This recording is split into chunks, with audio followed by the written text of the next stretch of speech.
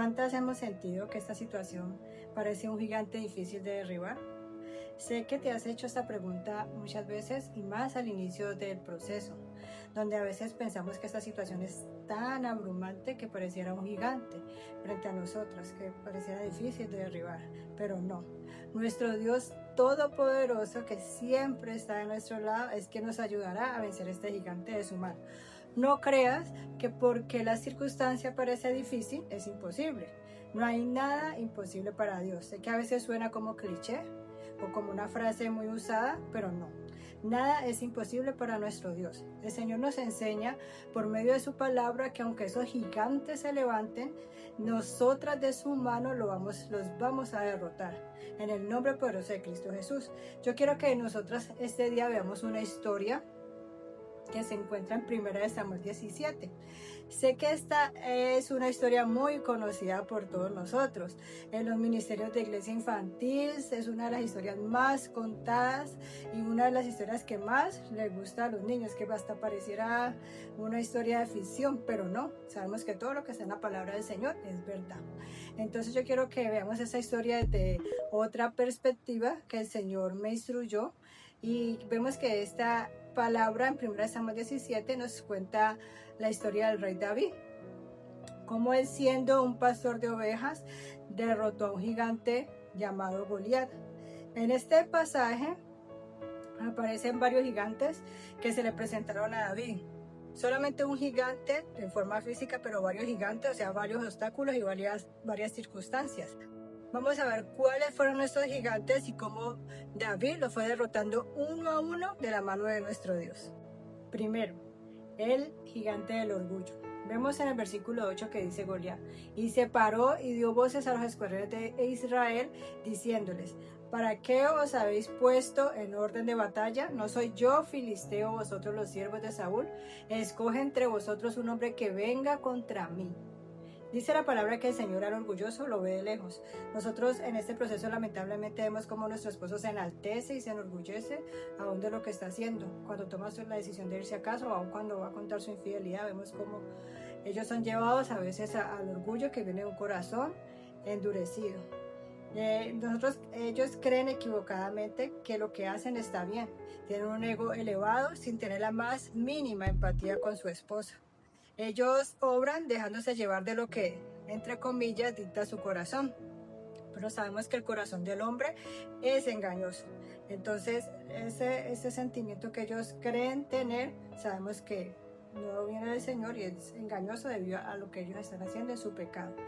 También en nosotras como luchadoras a veces también llega el orgullo, porque a veces piensa la esposa: no, es que yo no voy a hacer nada por este matrimonio, mi esposo fue el que falló, él fue el que me engañó, porque tengo yo que pararme en la brecha y luchar por este hombre.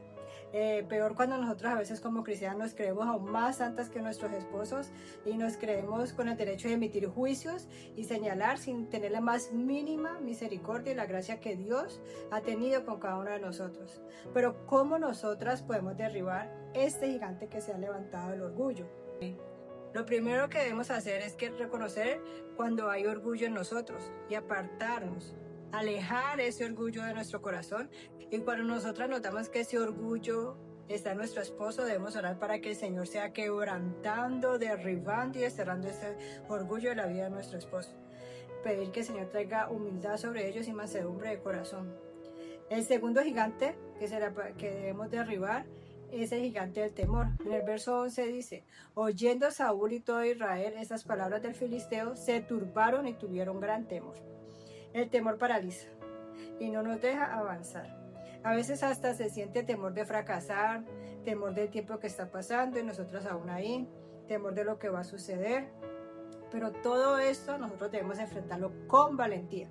Dice el versículo 32: y dijo David a Saúl: no desmaye tu corazón de ninguna causa de él. Tu siervo irá y peleará contra ese filisteo. Qué poderoso mensaje nos da David aquí. No debemos desmayar. Nuestro corazón no debe tener temor de lo que va a venir, ni nada, porque nosotros tenemos nuestra confianza en el Señor y sabemos que Dios va con nosotros y Él es el que derriba a sus gigantes. Nosotros debemos de revestirnos de la valentía que solamente proviene de nuestro Dios. Tercer gigante, el gigante de huir del proceso. Dice el verso 24, y todos los varones de Israel que veían a aquel hombre huían de su presencia y tenían gran temor. Muchas en algún momento pensamos en desistir ante lo duro que se pone la situación a veces. Algunas quisimos soltar y no seguir en la brecha, pero es Dios quien nos invita a permanecer firmes sin importar cuánto arrecie la batalla. Estar ahí de su mano para poder vencer todo ese temor y el deseo de salir corriendo. El cuarto gigante es el gigante de la oposición, dice el verso 28. Y oyéndole hablar Elías, su hermano mayor, con aquellos hombres, se encendió en ira contra David y dijo, ¿para qué has descendido acá? ¿Y a quién has dejado aquellas pocas ovejas en el desierto? Yo conozco tu soberbia y la malicia de tu corazón, que para ver la batalla has venido. Qué fuertes esas palabras del hermano de David. Él ni siquiera sabía qué estaba haciendo David allí y lo prejuzgó. Y él ya estaba señalando que tenía una intención malvada el corazón de David al estar allí. Estaba menospreciando su trabajo de pastor porque le dijo, ¿y esas pocas ovejas? Como si el trabajo de pastor no fuera importante o no fuera tan difícil.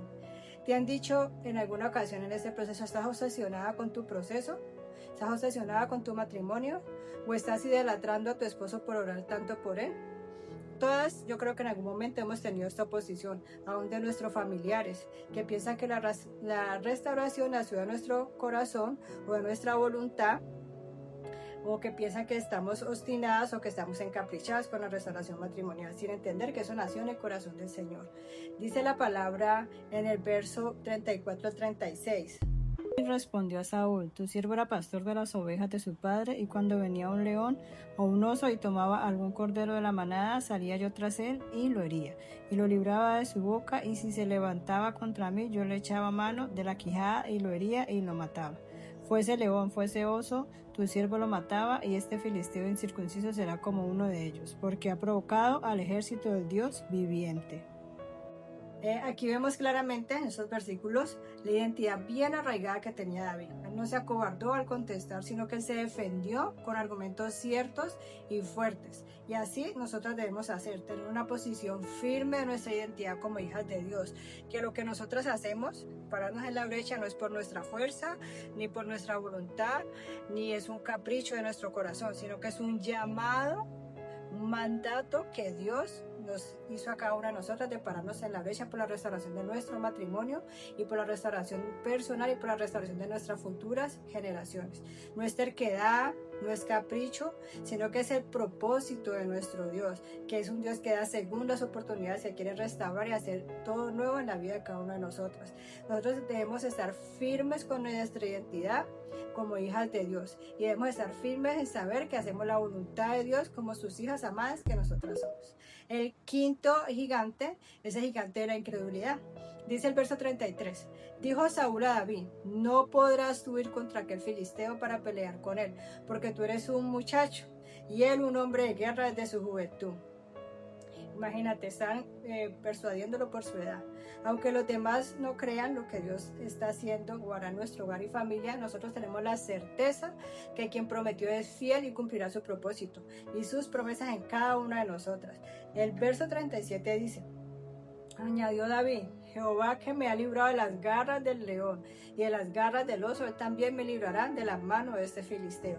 Vemos aquí cómo David sabía quién era su Dios, y ese conocer de Dios, él lo hizo por medio de una intimidad y una relación que tenía con Dios. Y vemos también cómo Saúl después le dijo a David, ve y Jehová está contigo. David sabía y conocía al Dios que él defendía y el Dios que cuidaba su vida. Nuestra intimidad y nuestra relación con Dios nos da la certeza del cumplimiento de todas sus promesas en nuestra vida y nos ayuda a nosotras pararnos firmes en él. Y ahí vemos como al final Saúl le dijo, sí, ve que Jehová está contigo. Hasta él le transmitió David esa fe a Saúl en ese momentico, porque él terminó diciéndole, sí, bueno, ve que Jehová está contigo. Así nosotros debemos hacer. Todo el mundo sabrá que es Dios quien cumple promesa y es Él quien nos dará la victoria. Sexto, el sexto gigante es fijarse en el proceso de los demás. Vemos en el verso 38 al 39, dice, y Saúl vistió a David con sus ropas y puso sobre su cabeza un casco de bronce y le armó de coraza. Y ciñó David su espada sobre sus vestidos y probó a andar porque nunca había hecho la prueba. Y dijo David a Saúl: yo no puedo andar con esto porque nunca lo practiqué. Y David echó de sí aquellas cosas. A veces nosotros intentamos hacer lo que otro hizo en su proceso y vemos que le funcionó. Entonces nosotros decimos, no, pues vamos a hacer lo mismo porque si él lo hizo y le funcionó, pues hagamos lo mismo para yo acortar mi proceso. Pero no es así tan fácil. Sin intimidad no hay restauración. Dios quiere que nosotros nos acerquemos a Él y no por un interés, sino por amor y para que nosotros queremos tener una intimidad, una comunión con Él real y verdadera. El comparar nuestro proceso con otro es un grave error que solo puede traer retraso en nuestro caminar con el Señor y también puede traer desilusión. También vemos aquí en estos versículos cómo David ni podía caminar con el traje de Saúl porque no era suyo, no era su asignación. Él no siquiera pudo avanzar. Eso lo que hizo fue atrasarlo y le impedía avanzar hacia su victoria, hacia la batalla que el Señor ya le había dado la victoria. El querer comparar nuestro proceso con otro trae desaliento y trae desánimo a nuestra vida.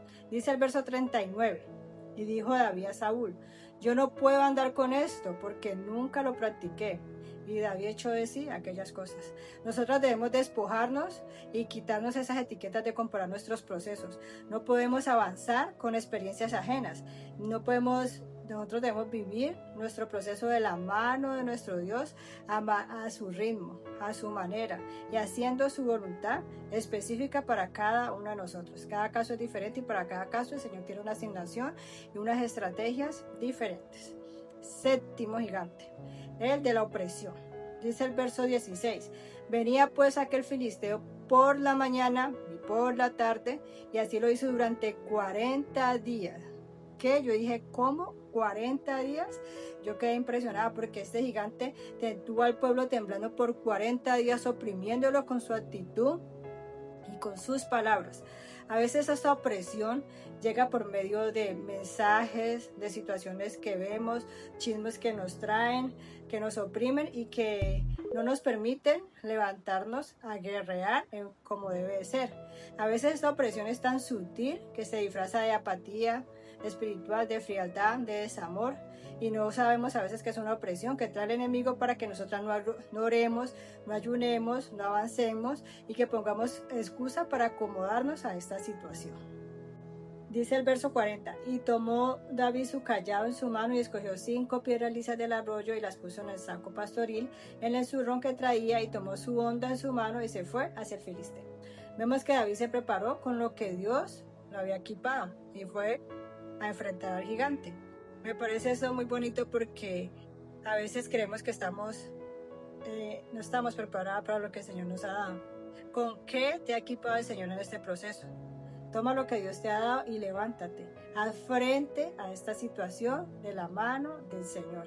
Derriba toda esa opresión demoníaca con oración, con adoración, con obediencia y con la guía del Espíritu Santo. Pero no permitas que esta opresión te subyugue y te impida levantar la mirada para pelear por la familia que Dios te dio. Nosotros debemos prepararnos para la batalla con la guía de nuestro Dios. No ir a la batalla improvisando, sino que buscar a Dios. Y al hacerlo nosotros debemos ser disciplinadas y organizadas en nuestro caminar con Él. A veces creemos que la disciplina o la organización son para otras cosas. No, para buscar a Dios también nosotras debemos ser disciplinadas y organizadas. Octavo, el gigante de los decretos, maldiciones y oraciones contrarias. Dice el verso 43, y dijo el filisteo: David, yo soy perro para que vengas a mí con palos. Y maldijo a David por sus dioses.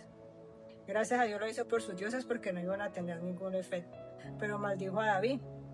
Nosotras como hijas de Dios debemos revestirnos de la armadura de Dios para que estas maldiciones y oraciones contrarias sean desactivadas y canceladas en el nombre de Jesús. Dice la palabra en 1 Samuel 17, del verso 45 al 46.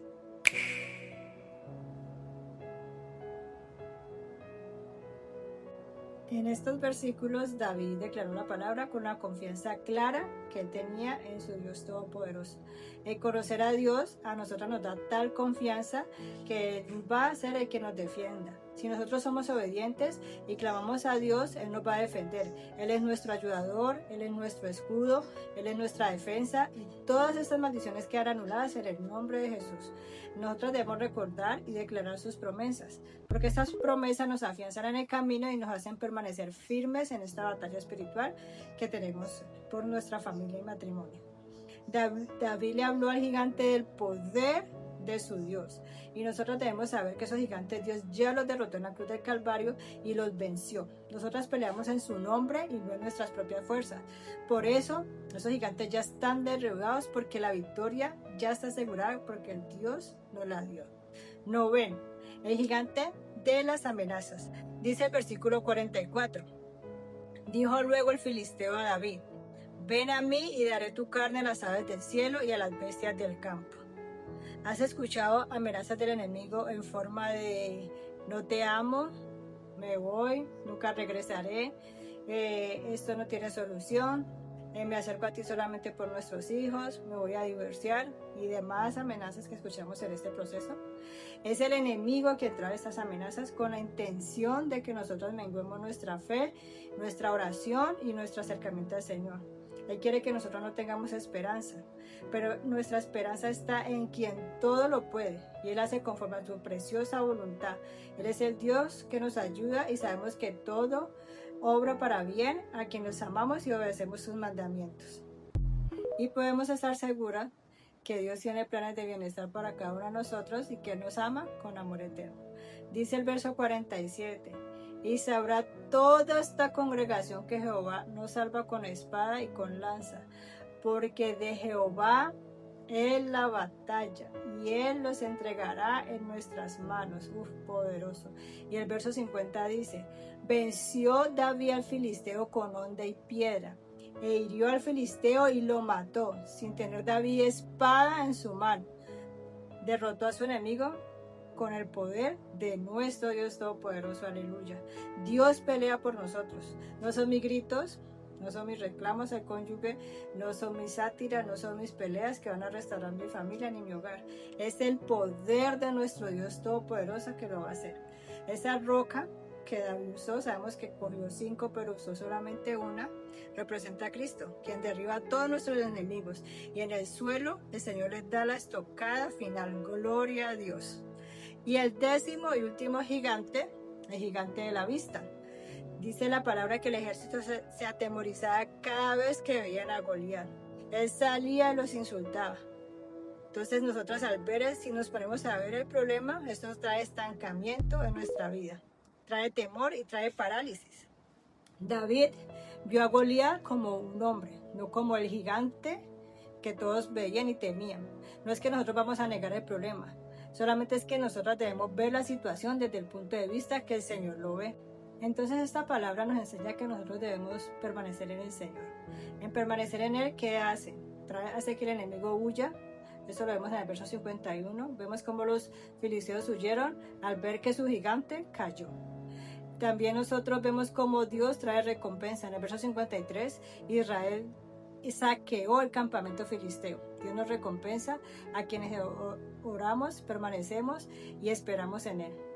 Y tercero, Dios nos da la victoria. Sabemos que si nosotros estamos de su mano, la victoria está segura. El llamado de Dios para pararnos en la brecha no es una casualidad ni es un azar. En esta palabra nosotros vemos cómo el indicado para enfrentar a Goliat, que medía, dice la historia, como 3 metros, era Saúl. Porque Saúl era el rey, y era un hombre fuerte y era la persona más alta que había en Israel. Se dice que medía de 1,90 a 2 metros, pero no, Dios llamó fue a David, un pequeño rubio pastor de ovejas que a simple vista no estaba preparado para derrotar a Goliat. No tenía ni la capacidad ni el conocimiento adecuado, ni aún el traje adecuado, como vemos en la palabra.